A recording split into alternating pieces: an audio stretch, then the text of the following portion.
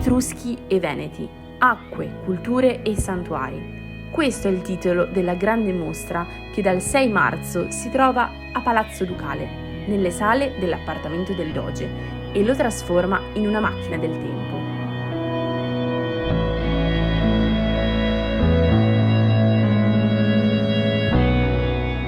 Qui si fa un salto nel passato di quasi 3000 anni e si torna a dove tutto ha avuto inizio, in un viaggio non solo archeologico, ma anche spirituale.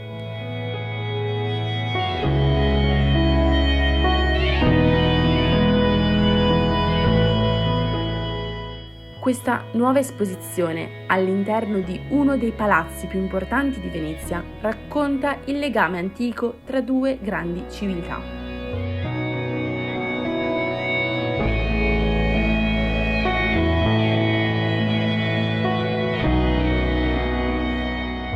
Un legame che si fonda sull'unione di un elemento primordiale, essenziale per lo sviluppo di ogni comunità, l'acqua.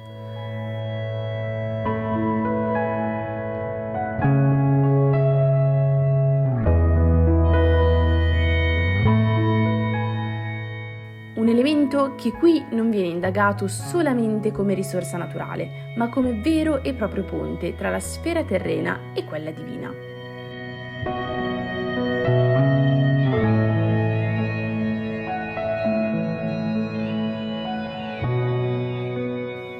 Curata da Chiara Squarcina e Margherita Tirelli, l'esposizione conta oltre 700 pezzi esposti, molti dei quali portati alla luce solo recentemente. Ci troviamo di fronte a un allestimento imponente che sta già affascinando tantissimi visitatori, confermando un sempre maggiore interesse per le nostre radici.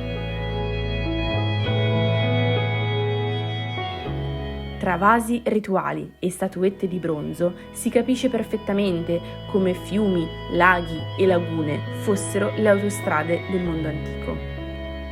L'acqua diventava una vera e propria fibra ottica dell'antichità, una rete invisibile attraverso cui viaggiavano non solo i commerci, ma si condividevano le culture, i linguaggi e i sistemi di credenze.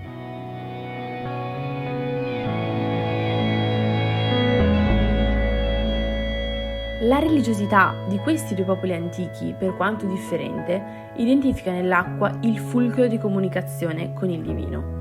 Il percorso espositivo ci guida dalla concezione dell'acqua come divinità vera e propria fino al suo utilizzo pratico come strumento di ritualità, guarigione e purificazione. L'acqua nel culto.